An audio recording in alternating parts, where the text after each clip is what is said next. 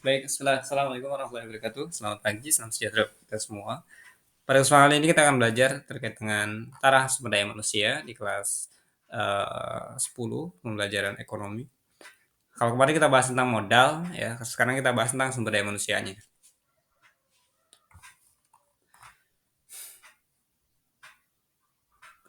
Wah, ini terlalu banyak ya uraian-uraiannya.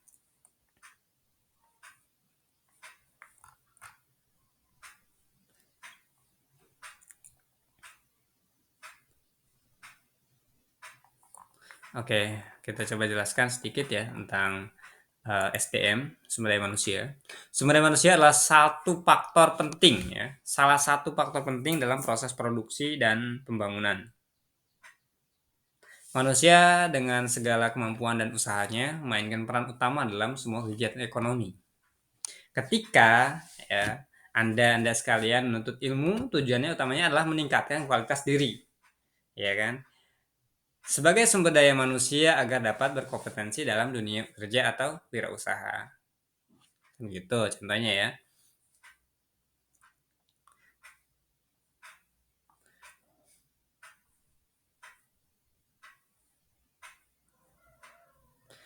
Anda perlu menyadari bahwa sumber daya manusia memegang peran penting dalam proses produksi, bahkan juga dalam proses pembangunan, ya kan tadi udah saya sampaikan.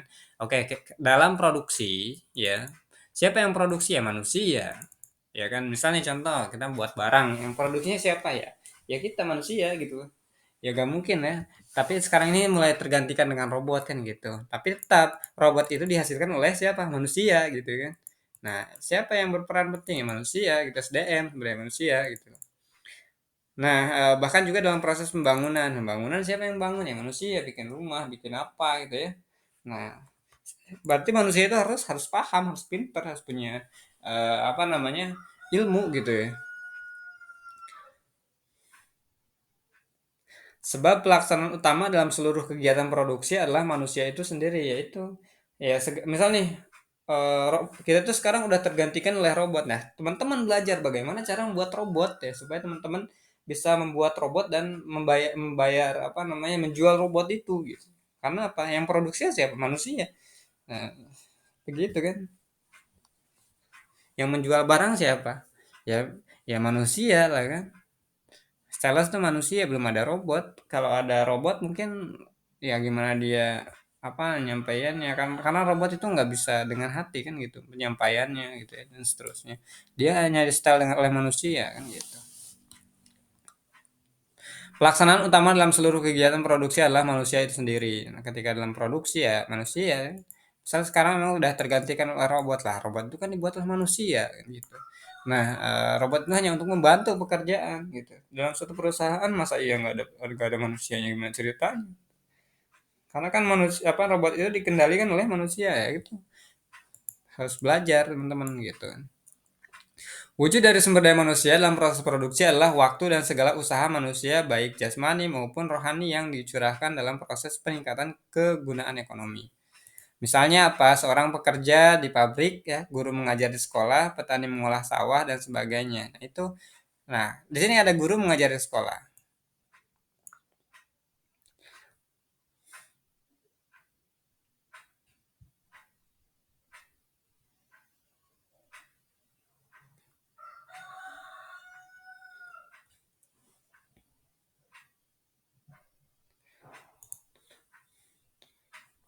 Oh, sorry nih, ada gangguan. Nah, kita bahas tadi tentang sumber daya manusia dalam produksi ya. Ini adalah dalam produksi kan, proses produksi ya. Wujud dari sumber daya manusia dalam proses produksi. Oke, sumber daya manusia dalam produksi adalah sumber daya, apa sumber daya manusia dalam proses produksi mencakup waktu dan usaha. Jadi, baik jasmani itu adalah fisiknya. Ya, ketika seseorang ingin apa namanya proses produksi, ya teman-teman harus ada waktu dan usaha serta kekuatan fisik ya maupun rohani mental gitu ya yang dicurahkan untuk meningkatkan kegunaan ekonomi. Misal bekerja di pabrik yang menghasilkan produk, ya kan tadi bekerja di pabrik yang menghasilkan produk, bekerja di pabrik yang menghasilkan apa? Produk gitu. Terus lagi apa lagi coba? Guru yang mengajar di sekolah, ya kan? Terus lagi petani mengolah sawah untuk menghasilkan padi gitu ya. terus lagi apa namanya, terus dan sebagainya. Terus lagi apa nih di sini, guru mengajar di sekolah untuk menghasilkan manusia berkualitas gitu. Ini kan proses produksi gitu ya. Produksi, hasil kan. Orientasinya adalah hasil.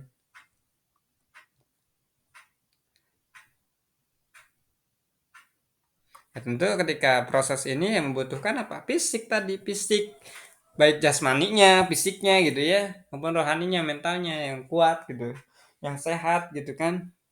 Nggak mungkin kan SDM yang sakit kita apa namanya suruh produksi gitu ya, nggak bisa gitu. Misal tadi guru di sekolah itu proses produksi juga untuk pemberian knowledge ya, ilmu gitu, atau enggak sharing gitu bahasanya gitu kan gitu teman-teman ya. Oke, faktor lain yang tidak kalah penting sebagai unsur sumber daya manusia adalah kewirausahaan.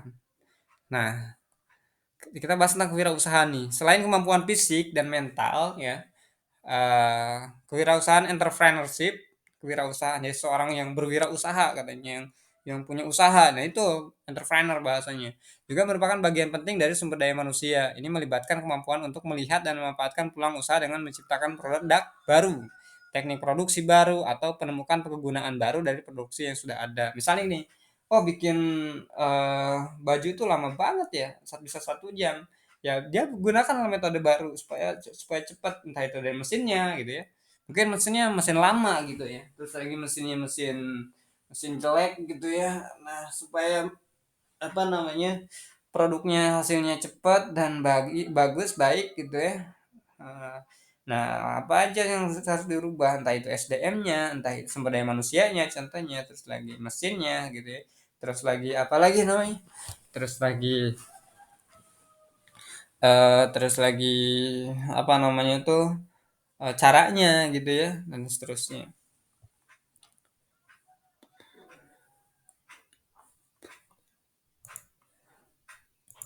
Ya kalau di pembahasan di buku, faktor lain yang tidak kalah penting sebagai unsur sumber daya manusia, ya kita sebagai SDM, sumber daya manusia adalah kewirausahaan. Jadi kita harus berwirausaha, kita harus punya usaha yang dimiliki, yaitu kemampuan untuk menangkap peluang. Jadi kita lihat nih peluang di sekeliling kita. Kita kira-kira mau usaha apa nih? Oh, misalnya banyak orang nih yang pengguna HP nih ya, kita coba aja jual pak pulsa gitu ya, atau jual paket data gitu ya, misal.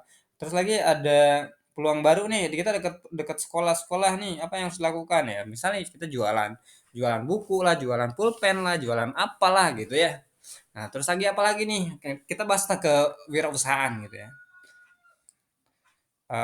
Apa namanya, peluang usaha melalui menciptakan produk baru. Misal kalau tadi kan menjual, bisa aja menciptakan produk baru, misal, oh nih apa namanya, HP itu gitu-gitu mulus persegi terus gitu ya, apa namanya, ukurannya. Buatlah agak-agak miring segitiga gitu ya. Nah, itu kan sebagai produk baru ya deh. Tapi enak kan tuh dilihatnya, nggak enak kan gitu. Atau bisa juga itu berinovasi dengan hal lain gitu ya. Misalnya HP-nya sekarang udah, kalau teman-teman lihat sekarang HP-HP sekarang ini udah lebih canggih gitu ya. Bahkan kalau dari dulu ya HP itu kan, maksudnya tentang menciptakan produk baru ini, kalau dari dulu nih HP-nya tombol ya, sekarang udah berganti ke layar sentuh nih. Layar sentuh awal, ya jelek tuh ya, masih jelek kualitasnya.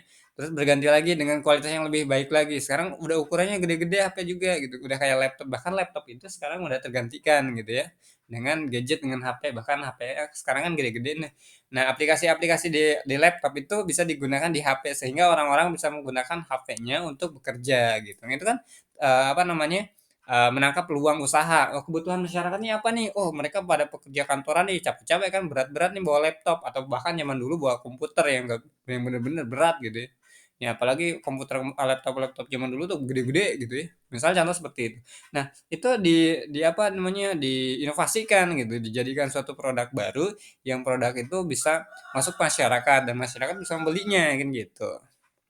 Terus lagi teknik apa produksi barunya. Nah, itu tekniknya seperti apa dan bagaimana, itu lebih ke pembelajarannya gitu. Pasar produksi baru ya. Tentunya ketika tadi apa namanya, kita sebagai kewirausahaan atau entrepreneur atau sebagai pengusaha, Tadi yaitu pengusaha itu yaitu kemampuan untuk menangkap peluang usaha melalui penciptaan produk baru, teknik produk baru. Ya tekniknya itu baru aja tekniknya gitu. Misalnya kalau teknik lama itu jelek, lama bikin satu barang aja lama, ya udah kita berinovasi untuk membuat produk itu cepat gitu. Misal kalau zaman dulu bikin motor itu satu hari itu cuma dapat 20, sekarang bisa jadi 50 gitu. Bagaimana caranya seterusnya? Nah, itu dipikirkan gitu kan. Pasar produksi baru atau apa namanya? Pasar produksi baru menangkap peluang usaha. Nah, menangkap peluang usaha ini tentunya menciptakan apa namanya, kita harus menguasai pasar ya, pasar produksi baru. Ya, kita coba pasar nih. Misalnya tadi itu misal HP-nya itu miring-miring atau enggak HP-nya itu masih persegi terus, segi 4 terus. Ya kita gantilah jadi segi 5 gitu ya. Atau awalnya kan contoh ya, contoh inovasi yang udah terjadi pasar produksi baru itu HP yang laptop atau enggak HP yang sekarang ini udah bisa digunakan untuk komputer, untuk bekerja sebagai komputer gitu ya, sebagai laptop ya, di mana, aplikasi-aplikasi laptop itu bisa dimasukkan ke HP yang sekarang ini gitu. Nah, ke tahun berikutnya bisa jadi itu semua kegiatan-kegiatan yang ada di laptop bisa disalurkan ke HP gitu. Atau gunaan baru dari produk yang sudah ada, pasar produksi baru gitu ya, tentang produksi baru supaya orang-orang itu, mau membelinya gitu. Contoh nih motor ya, sekarang itu motor itu kan apalagi motor Honda ya, contohlah paling rendah adalah Honda Beat. Dari waktu ke waktu pastinya ada perubahan gitu ya, awalnya itu gede gitu ya, terus sekarang, perubahannya agak ramping, kecil, terus lagi nggak ada kepalanya misalnya langsung, ada juga yang seperti itu, terus lagi bannya sekarang udah gede-gede, itu kan mulai dari inovasi, ya produksi baru gitu ya. Nah, atau kegunaan baru dari produk yang sudah ada, misalnya yang kegunaan barunya untuk apa sih? Misalnya gini, dari produk yang sudah ada, misal tadi laptop itu dulu kan kita bekerja harus dengan laptop terus karena HP-nya belum bisa, support untuk bekerja, zaman dulu begitu kan. Nah, bagaimana kita inovasi ya, kegunaan baru pada pada HP supaya apa namanya, semua orang bisa bekerja dari HP gitu. Ya contohnya aplikasi-aplikasinya disalurkan kepada si HP gitu ya, aplikasi-aplikasi yang ada di komputer yang biasa untuk bekerja dimasukkan ke HP juga. Nah, artinya apa? Artinya apa namanya, kegunaan baru dari produk yang sudah ada. Produk yang sudah adanya apa? HP-nya, gitu ya.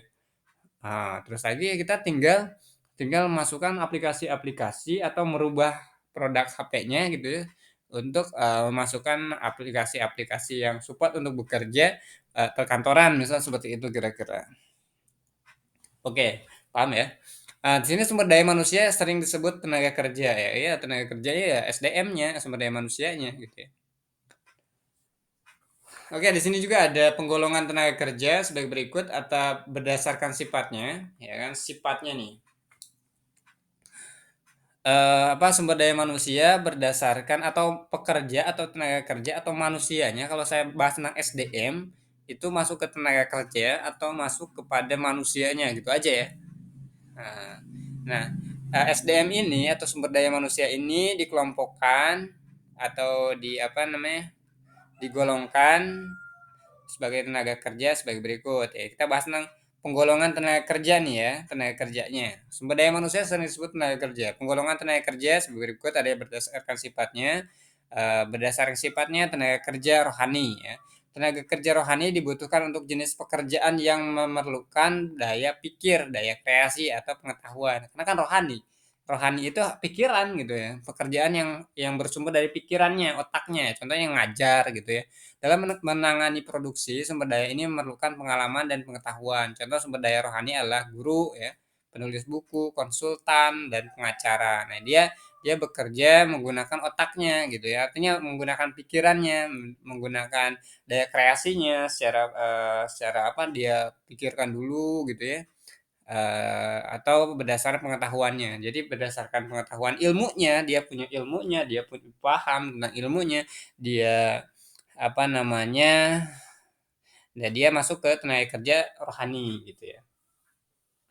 Rohani kalau jasmani itu tenaga nih, dia bekerja sebagai menggunakan tenaganya. Kalau kalau tenaga kerja rohani dia bekerja menggunakan rohnya gitu, pikirannya gitu, otaknya gitu ya. Nah itu, gitu ya, atau ilmunya gitu ya. Nah, contoh sumber daya rohani adalah guru. Guru ya bekerja ya menggunakan pengalamannya, ilmunya gitu ya. Nah, misalnya nih teorinya tentang matematika ya, dia akan mengajari matematika tentang beberapa pembelajaran gitu ya. Nah, tentang pembelajaran. Terus penulis buku, udah dia akan menulis bukunya gitu ya. Nah, dia dia memiliki apa namanya memiliki itu dari rohnya gitu, dari pikirannya gitu. Dia bisa menulis ya, bisa mengonsep tulisan gitu dan seterusnya. Terus lagi konsultan, dia bisa memberikan arahan-arahan ya, public speaking gitu ya.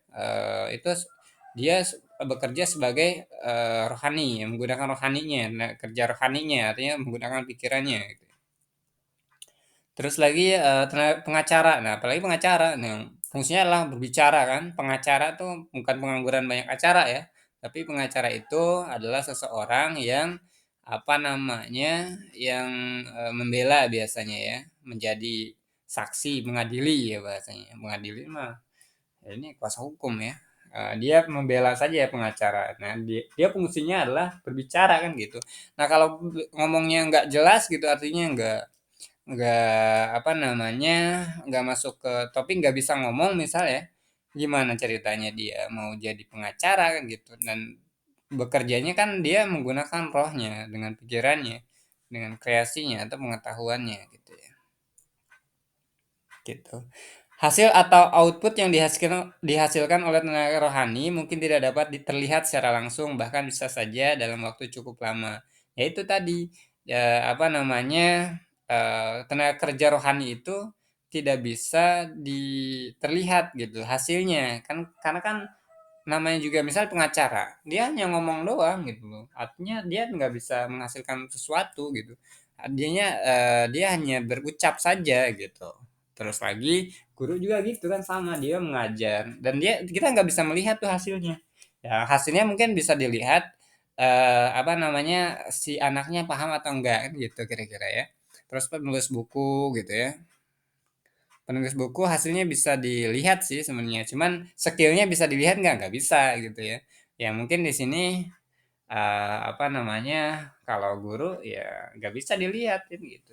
Skillnya nggak bisa dilihat, ilmunya ada, ilmu apa aja sih guru nggak paham kan, kita nggak tahu kan gitu. Dan seterusnya. Tenaga rohani mungkin tidak dapat terlihat secara langsung, bahkan bisa saja dalam waktu cukup lama. Nah ini, output itu hasil tuh, teman-teman, output atau hasil yang dihasilkan oleh tenaga rohani itu tenaga kerja rohani, tenaga kerja yang berdasarkan pikiran, mereka tidak langsung kelihatan hasilnya gitu. Misalnya hasil didikan seorang guru baru terlihat ketika anaknya didiknya dewasa dan mencapai kesuksesan. Nah, bisa aja seperti itu. Oh, anak ini udah paham, udah jadi dokter, udah jadi ini, udah jadi itu dan seterusnya. Nah, itu bisa dirasakan, dilihat setelah fase pembelajaran, artinya sudah dewasa gitu ya. Nah, kalau tadi tenaga kerja rohani, kalau sekarang tenaga kerja jasmani. Kalau roh itu dari pikirannya atau ilmunya, artinya tidak terlihat sifatnya. Nah, tenaga kerja jasmani adalah tenaga kerja jasmani yang dibutuhkan untuk jenis pekerjaan yang banyak membutuhkan kekuatan atau ketahanan fisiknya. Fisiknya nih, contoh tenaga kerja jasmani adalah penyapu jalan, pesuruh, dan tukang beca. Misalnya itu kan menggunakan fisik gitu kan. Nah, pekerjaan-pekerjaan yang menggunakan fisik itu apa yang kerja di lapangan, teman-teman gitu ya. Apa contohnya ya? Contohnya produksi ya. Produksi kan misal nih produksi pembuatan rokok teman-teman ya. Kalau lihat teman-teman di perusahaan itu, di perusahaan di perusahaan rokok gitu ya. Teman-teman itu si produksi itu ngelipet rokok gitu dan seterusnya sehingga jadilah rokok. Nah, itu menggunakan fisik kan gitu. Nah, terus lagi menyapu tadi, nyapu jalan, ngepel gitu, terus lagi membersihkan kaca itu kan membutuhkan fisik, artinya membutuhkan jasmani kita ya, badan kita gitu ya, digerakkan gitu ya. Terus saya menjadi pesuruh gitu ya, mencari tukang beca kan menggoes gitu ya, terus lagi eh apa namanya? Terus lagi apa lagi ya? pembuatan jalan gitu ya dan seterusnya. Itu apa? Itu tenaga kerja jasmani menggunakan fisik gitu ya. Oke, terus lagi kalau kita bahas tentang SDM, tadi tentang berdasarkan sifatnya ada 2 ya, tenaga kerja rohani, tenaga kerja yang berdasarkan pikirannya atau otaknya atau pengalamannya atau ilmunya yang sifatnya tidak terlihat. Tapi kalau tenaga kerja jasmani, ya tenaga kerja yang berdasarkan fisiknya ya, yang tenaga kerja, lapangan biasanya, seperti itu. Nah, sekarang kita bahas tentang berdasarkan kualitasnya. Berdasarkan kualitasnya, tenaga kerja dapat dibedakan menjadi tenaga kerja yang terdidik ya, tenaga kerja yang terlatih, dan tenaga kerja yang tidak terdidik dan tidak terlatih. Ada 3 nih. Oke. Di sini tenaga kerja terdidik memiliki pendidikan yang menjadi syarat untuk menekuni suatu tugas atau pekerjaan tertentu. Contoh untuk menjadi pengacara, seorang harus berkuliah jurusan hukum terlebih dahulu. Nah, ini tenaga kerja yang terdidik apa aja teman-teman? Silakan sebutkan. Oke, betul ya kalau memang ada yang menyatakan tentang dokter. Tenaga kerja yang terdidik itu contohnya adalah dokter atau tadi jurusan apa namanya hukum ya, jurusan hukum untuk jadi pengacara, jurusan kedokteran untuk menjadi dokter itu kan terdidik. Dia harus dilatih dulu, dia harus dididik dulu menjadi guru atau dia menjadi apa seorang apa namanya perawat ya perawat teman-teman di bawah dokter itu kan ada perawat tuh yang biasa di rumah sakit. Nah dia tuh harus terdidik dulu tuh tenaga kerja yang terdidik terlatih gitu ya sehingga apa sehingga dia dia memahami bagaimana cara merawat apa namanya merawat pasien gitu ya.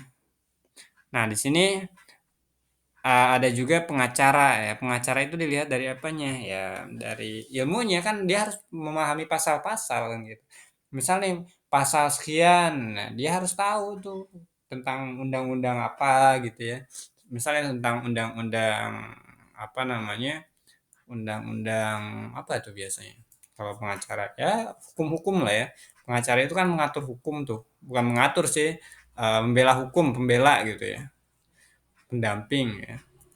Misalnya kalau saya nih, misalnya ada siapa ada tetangga atau siapa gitu ya yang terjerat hukum, nah kita kita nggak bisa nih ngomong ya karena kita nggak ada power karena kita bukan orang hukum ya udah kita sewa pengacara kan gitu.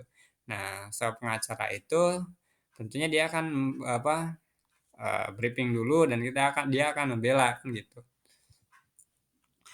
Terus lagi tenaga kerja yang terdidik kedokteran, dokter gitu ya. Terus tenaga kerja yang terdidik lainnya misal, manajemen juga masuk tuh ya, bagaimana cara mengelola perusahaan, kalau nggak punya ilmu ya ya gimana kan gitu. Dalam konsepnya itu kan banyak tuh teman-teman, guru juga harus terdidik gitu kan, terdidik itu dia memiliki pendidikan gitu ya. Terus lagi nggak mungkin kan orang, apa namanya, yang naik biasanya kerbau gitu ya, atau enggak orang yang nggak sekolah dia harus ngajar, gimana dia ngajar apa gitu loh. Nah, gitu ya. Terus lagi jadi orang yang nggak sekolah disuruh jadi dokter ya gimana ceritanya, paham apa, gitu ya. Disuruh nyuntik malah nyuntik apa, nanti malah, hasilnya parah lagi gitu. Nah, itu bahaya kan gitu. Oke ya, kita bahas tentang itu tenaga kerja yang terdidik. Berikutnya ada tenaga kerja yang terlatih. Nah, ini beda lagi terdidik dengan terlatih. Kalau terlatih itu berulang-ulang kerjanya udah memiliki pengalaman gitu biasanya atau dilatih gitu. Artinya ini lebih ke lapangan gitu ya. Kalau terdidik itu dia ilmunya dari pendidikan gitu untuk diimplementasikan oleh untuk bekerjanya gitu. Contoh tadi kedokteran gitu ya, keperawatan gitu, cara nyuntik yang benar gitu, terus lagi apa gitu dan seterusnya. Terus lagi jurusan hukum ya untuk pengacara gitu ya. Terus lagi ada radiologi dan seterusnya, bahkan jurusan-jurusan kuliah itu menjurus untuk bekerja gitu ya. Tenaga kerja yang terlatih biasanya memiliki keterampilan tertentu diperoleh dari pengalaman kerja atau dari pelatihan kursus. Nah, tenaga kerja yang terlatih itu dasarnya itu adalah pelatihan, pelatihan kursus lah bahasanya ya, pengalaman atau dari pengalamannya sehingga dia terlatih nih, udah terbiasa. Contohnya apa sih? Ya montir gitu ya, montir nih dia jadi bengkel nih kalau nggak bisa deh gimana ceritanya mungkin kalau nggak bisa mah ilmunya cukup ngira-ngira gitu ya. Dia kan nggak belum terlatih misalnya.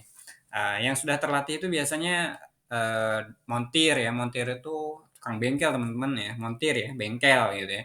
Nah, kalau seseorang yang nggak paham apapun disuruh ngebengkel kira-kira ngapain? Ya bingung dia mau ngapain gitu kan. Saya nggak tahu, saya nggak punya pengalaman, saya nggak pernah kursus bagaimana saya bongkar baut, bagaimana saya kencengin baut, bagaimana saya bongkar CVT, bagaimana saya benerin apa namanya motor yang rusak gitu kan, nggak ada, dia nggak paham gitu. Misal contoh seperti itu. Nah, tapi kalau tenaga kerja yang terlatih, dia sudah apa namanya mengikuti pelatihan ya, dan dia udah memiliki pengalaman kerja atau memiliki pengalaman kerja, maka dia akan terlatih dan dia udah paham. Contohnya di sini ada pesulap. Nah, pesulap itu kan bukan bukan sihir gitu, dia hanya mengalihkan sesuatu gitu ya. Nah, kalau sudah terlatih ya dia bisa aja bersulap gitu. Contohnya apa? Contohnya gini, ketika sulap-sulap yang terakhir mungkin kalau zaman-zaman sekarang sulap-sulapan udah jarang ya. Kalau zaman-zaman dulu itu sering banget di TV-TV itu ya. Apa namanya di gerinda gitu ya. Tapi kan namanya sulap ya, ada alat ke bawah sehingga pas di gerinda itu dia ke bawah gitu ya. Artinya itu kan udah terlatih gitu ya. Gitu. Bahaya kalau nggak terlatih gitu kan. Supir nih ya, supir juga harus terlatih, kalau nggak terlatih mah bahaya gitu ya. Dia bawa mobil mau gimana gitu ya. Ini gas rem yang mana gitu ya, kalau nggak paham sama sekali gitu ya. Terus lagi bagaimana cara bawanya. Terus lagi ketika mau belok harus seperti apa, sen mana, sennya sebelah mana dan seterusnya. Nah, itu dia. Oke ya. Nah, tadi tenaga kerja yang terlatih seperti itu teman-teman. Artinya ada apa? Ada pengalaman kerja atau dari pelatihan kursus yang biasanya sekarang udah dapat sertifikat-sertifikat ya. Sertifikat-sertifikat tertentu yang menandakan bahwasanya seseorang itu udah berlatih, udah milik apa? Udah milik kemampuan di bidang tertentu misal gitu. Lebih ke teknis ya di tenaga kerja yang terlatih itu. Semuanya juga sama sih. Misal nih sebagai pegawai keuangan ya, dia harus terlatih gitu, menghitung duit dan seterusnya gitu. Tenaga kerja yang tidak terdidik dan tidak terlatih, kira-kira apa nih? Tenaga kerja yang ini mengerjakan pekerjaan yang tidak membutuhkan pendidikan atau pengalaman praktek di lapangan. Nah, artinya ini nggak usah ada pelatihan pun bisa gitu. Tapi kalau mau ada pelatihan lebih bagus, artinya caranya lebih kompleks dan pekerjaannya lebih efisiensi gitu ya. Nah, lebih efisien tuh lebih singkat, lebih cepat gitu. Tenaga kerja tidak terdidik dan tidak terlatih, artinya tenaga kerja ini mengerjakan pekerjaan yang tidak membutuhkan pendidikan atau pengalaman praktik di lapangan.